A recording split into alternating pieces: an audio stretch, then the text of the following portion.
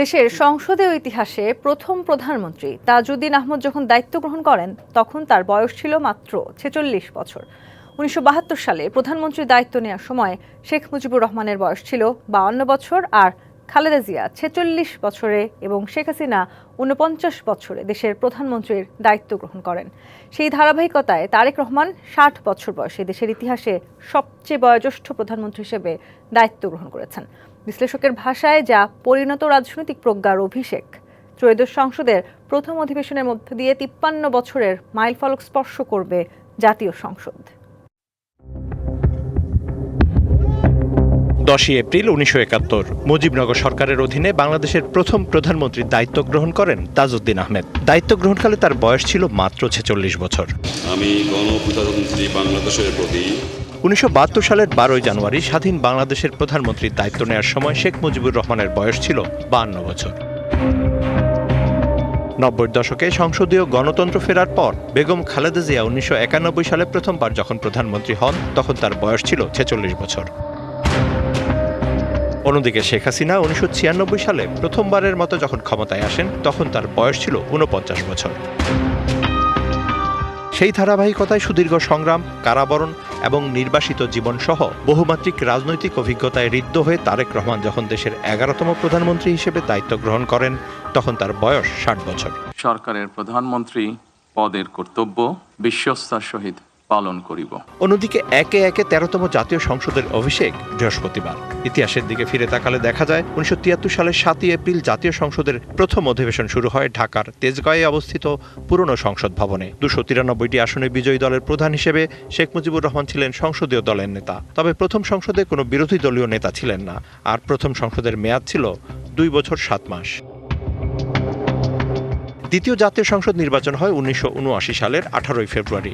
নির্বাচনে রাষ্ট্রপতি জিয়াউর রহমান প্রতিষ্ঠিত বাংলাদেশ জাতীয়তাবাদী দল ৩০টি আসনের মধ্যে ২৬০টি আসন লাভ করে সংখ্যাগরিষ্ঠতা অর্জন করে। দ্বিতীয় সংসদের মেয়াদ ছিল ২ বছর ১১ মাস ২৩ দিন। এবার নগদে পাচ্ছেন হেলিকপ্টার অফার, তাই কেনাকাটার পেমেন্ট নগদে করুন আর বুঝে নিন ২০০০ টাকারও বেশি ক্যাশব্যাক সহ হেলিকপ্টার রাইড। পেমেন্ট শুরু করুন আজই। ১৯৮৬ সালের 10 জুলাই রাষ্ট্রপতি এইচ.এম. এরশাদের শাসন আমলে গঠিত হয় তৃতীয় জাতীয় সংসদ। এই সংসদের মেয়াদ ছিল ১ বছর ৪ মাস ২৭ দিন। চতুর্থ জাতীয় সংসদ অধিবেশন হয় ১৯৮৮ সালের ১৫ এপ্রিল। বিএনপি, আওয়ামী লীগ ছাড়া এই সংসদে ২৫১টি আসনে ছিল জাতীয় পার্টির সদস্যরা। এই সংসদের মেয়াদ ছিল ২ বছর ৭ মাস ২২ দিন। ১৯৯১ সালের ২৭ ফেব্রুয়ারি প্রথমবারের মতো নির্দলীয় তত্ত্বাবধায়ক সরকারের অধীনে পঞ্চম সংসদ নির্বাচন অনুষ্ঠিত হয়। বিচারপতি শাহাবুদ্দিন আহমেদের অধীনে এই ভোট ছিল বাংলাদেশের ইতিহাসে অন্যতম স্বচ্ছ ও শান্তিপূর্ণ। ওই বছর ৫ই এপ্রিল পঞ্চম জাতীয় সংসদের প্রথম অধিবেশন বসে। পঞ্চম জাতীয় সংসদের মেয়াদ ছিল ৪ বছর ৭ মাস ২০ দিন। বিএনপি সরকারের অধীনে ষষ্ঠ জাতীয় সংসদ নির্বাচন অনুষ্ঠিত হয় ১৯৯৬ সালের ১৫ ফেব্রুয়ারি। তবে এই নির্বাচনটি ছিল বাংলাদেশের ইতিহাসে সবচেয়ে ক্ষণস্থায়ী।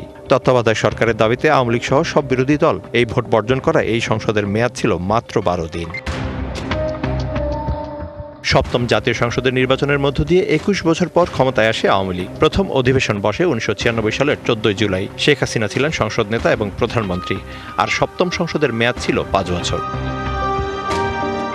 এরপর ২০০১ সালের ১ অক্টোবর অনুষ্ঠিত হয় অষ্টম সংসদ নির্বাচন। নির্বাচনে বিএনপি ১৯৩টি আসনে জয় পেয়ে সরকার গঠন করে এবং সংসদের পূর্ণ মেয়াদ অতিবাহিত করে। ২০০৭ সালের ১১ জানুয়ারি বাংলাদেশে সেনা সমর্থিত তত্ত্বাবধায়ক সরকারের উত্থান ঘটে, যা ১/১১ সরকার নামে পরিচিত। ওই সময় তারেক রহমানের উপর নির্মম নির্যাতন চালায় ফখরুদ্দিন মঈনুদ্দিন সরকার। পরবর্তীতে ২০০৮ সালের ২৯ ডিসেম্বর নবম সংসদ নির্বাচনে আওয়ামী লীগ ২৩০টি আসনে জয়লাভ করে। ২০১৪ সালের দশম জাতীয় সংসদ নির্বাচনে ২৩৪টি আসন এবং দিনের ভোট রাতে আখ্যা পাওয়া ২০১৮ সালের একাদশ নির্বাচনে ২৫৮টি আসনে জয় পেয়ে টানা ৩ মেয়াদে সংসদ পরিচালনা করতে সমর্থ হয় আওয়ামী লীগ। কিন্তু সর্বশেষ ২০২৪ সালের ৭ই জানুয়ারি বিরোধী দলবিহীন বিতর্কিত দ্বাদশ নির্বাচনে আওয়ামী লীগ ২৫৭টি আসন পেলেও ৭ মাসের মাথায় ৫ আগস্ট বৈষম্যবিরোধী ছাত্র আন্দোলনের মুখে ইতিহাসের ন্যাক্কারজনক পতন ঘটে আওয়ামী লীগ সরকারের। এর মাধ্যমে প্রায় ১৬ বছরের শাসনের অবসান ঘটে এবং বাংলাদেশে ৩৬ জুলাই নামে পরিচিত এক নতুন যুগের সূচনা হয়। বৃহস্পতিবার ত্রয়োদশ জাতীয় সংসদের প্রথম অধিবেশনের মধ্য দিয়ে যাত্রা শুরু করবে তারুণ্যের প্রত্যাশায় মানবিক বাংলাদেশ গড়ার রাজনীতি। Mizan Ahmed, DBC news, Dhaka.